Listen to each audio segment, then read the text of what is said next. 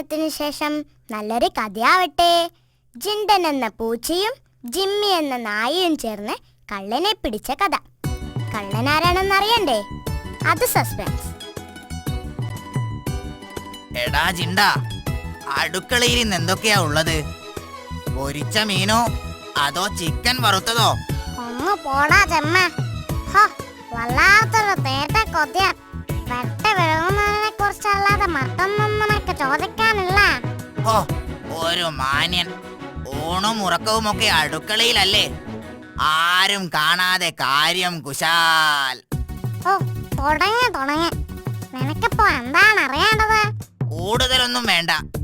ഇന്ന് ഇറച്ചിയോ മീനോ എന്നറിഞ്ഞാ മതി. എന്ന് മീനാ? എന്താ പോലെ?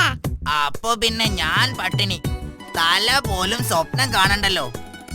അതെ. എങ്ങനെ പട്ടിണി കിടന്നത് കൊണ്ടായിരിക്കും നീ പുട്ടിൻ കുറ്റി പോലെ വേർതിരിക്കുന്നത്. വേണ്ട, അസൂയ വേണ്ട. എനിക്ക് കള്ളന്മാരെ പിടിക്കലാ ജോലി. അതിന് കുറച്ച് തടിയും മസിലും ഒക്കെ വേണം. ആട്ടെ, നിന്നെ കൊണ്ടിപ്പോ എന്താ മുതലാളിക്ക് ഇത്ര ലാഭം? ഒന്ന് കേൾക്കട്ടെ. എന്നാ കേട്ടോ, നമ്മ ശ്വാസം വിട്ട ബംഗ്ലാവിനകത്ത് ഒരൊറ്റ ഇലയും തലപോക്കില്ല. അറിയോ നിനക്ക്?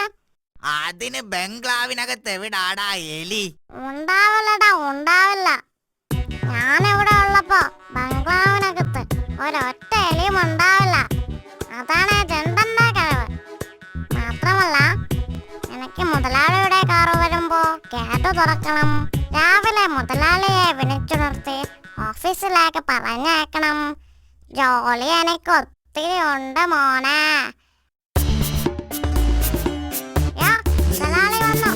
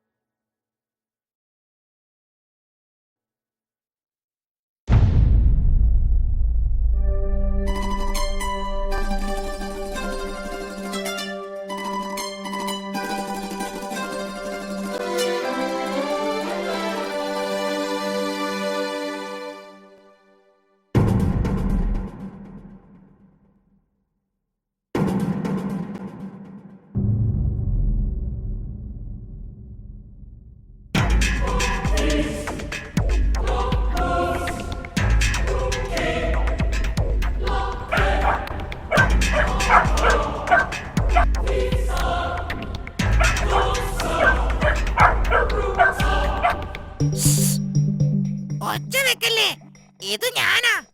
നീ എന്തിനു വന്നു? നീ എങ്ങനെ ഇതിനകത്ത് കയറി? പറയടാ. ജിമ്മി, ഞാൻ പറയാം. എന്നെ ഒന്നും ചെയ്യരുത്. ഞാൻ നിന്നോട് ചില കാര്യങ്ങൾ പറയാൻ വന്നതാ. അത് കഴിഞ്ഞ് ഞാനങ്ങ് പോയിക്കൊള്ളാം. നീ ഒന്നും പറയണ്ട. നിന്നെ എനിക്ക് പണ്ടേ അറിയാം. നീ ബംഗ്ലാവ് കൊള്ളയടിക്കാൻ വന്നതല്ലേ? ഇന്ന് നിന്നെ ഞാൻ കൊല്ലും. എന്റെ മുമ്പിൽ വരാൻ ഇന്നേ വരെ ഒരു കള്ളനും ധൈര്യപ്പെട്ടിട്ടില്ല. അയ്യോ, ഞാൻ കള്ളനല്ല. എനിക്ക് പറയാനുള്ളത് കേൾക്ക്. അത് കഴിഞ്ഞിട്ട് നീ എന്നെ കൊന്നു. എന്താടാ കള്ളക്കുറക്കാ നിനക്ക് പറയാനുള്ളത്? നിന്നെ ഇന്ന് ഞാൻ... അയ്യോ, എന്നെ വിട്. എന്റെ വാല് മുറിയും. വാല് മുറിഞ്ഞ കുറുക്കനെ പിന്നെ വീട്ടിൽ കേറ്റില്ല. എന്നെ വിടൂ. ഞാനൊന്ന് പറയട്ടെ. അയ്യോ, എന്റെ വാല് ഒന്ന് വിടടാ. മോങ്ങാതെ വേഗം പറയടാ. ജിമ്മി, ആ ജിണ്ടനില്ലേ, നിന്റെ കൂട്ടുകാരൻ, അവൻ കള്ളനാ, ചതിയൻ. കള്ളക്കളികളോ? എന്ത് കള്ളക്കളികൾ? ആ, അത് പറയാനാ ഞാൻ വന്നത്. അപ്പോഴല്ലേ നീ എന്റെ വാല് കടിച്ചു മുറിച്ചത്. സാരമില്ലടാ, ഞാൻ അറിയാതെയല്ലേ. നീ പറ. ആ, പറയാം. അവൻ മുതലാളിയുടെ എല്ലാ രഹസ്യ അറകളും കണ്ടെത്തിയിട്ടുണ്ട്. അവിടെയുള്ള സ്വർണ്ണ നാണയങ്ങളും മറ്റുമെല്ലാം ചാക്കിലാക്കി മറ്റന്നാൾ രാത്രി സ്ഥലം വിടാനാ അവന്റെ പ്ലാൻ. എന്തായി പറയണേ? ഞാൻ പറയുന്നത് നേരാ, എന്നെ ഒന്ന് വിശ്വസിക്കേ. അവൻ നിന്നെ കാണാതെ ബംഗ്ലാവിന് പിന്നിലൂടെ ഇറങ്ങും.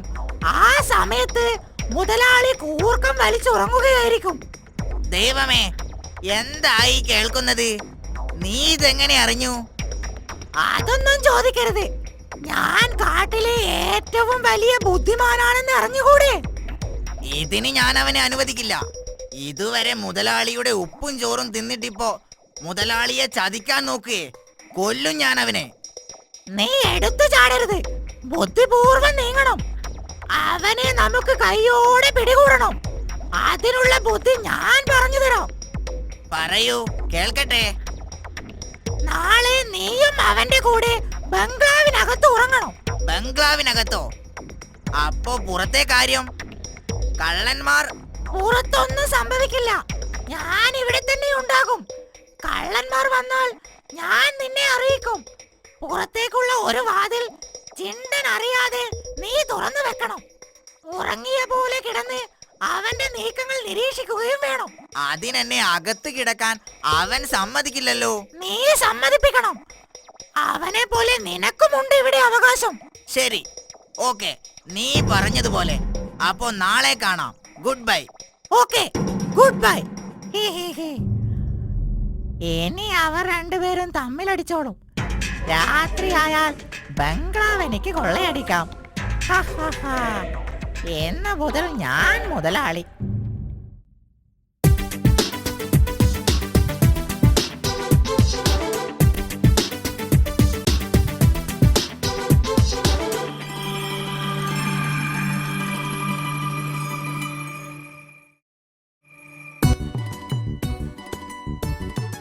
ഇന്ന് ഞാനും ബംഗ്ലാവിനകത്താ കിടക്കുന്നത്.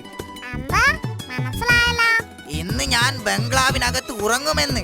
പട്ടുമെത്തയുടെ സുഖം എനിക്കും ഒന്നറിയണം. പുറത്തെ കാര്യം ഞാൻ നോക്കിക്കൊള്ളാം. ഒരു വാതിൽ ഞാൻ തുറന്നു വെക്കും. ഓ ശരി ശരി, നിന്റെ ഇഷ്ടം പോലെ.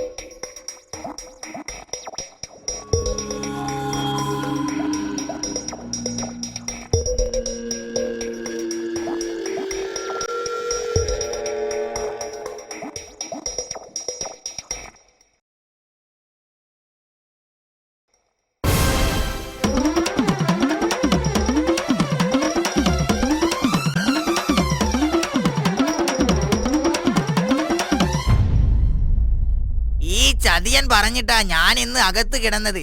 നീ എന്നോട് ക്ഷമിക്കണം. നിങ്ങൾ രണ്ടുപേരും എന്റെ വിശ്വസ്ത സേവകരാണ്. ഞാൻ നിങ്ങളിൽ അഭിമാനം കൊള്ളുന്നു.